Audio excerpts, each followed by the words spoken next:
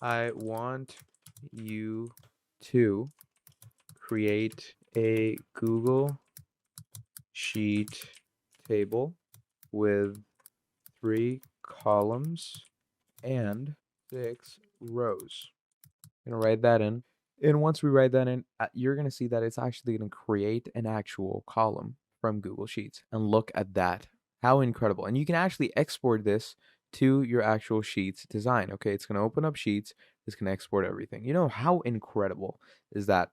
Now let's move on to some other things. Like you can obviously use more integrations, by the way, like you have other extensions. You can use Google Maps, Google Sheets. You can even search up things on YouTube. You have Google Flights and all.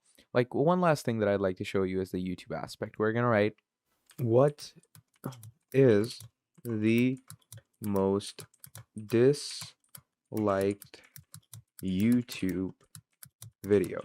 Well, let's go ahead with that, and we're gonna search that up. You know, the analytical things that you want to go through, and once you search that up, there you go.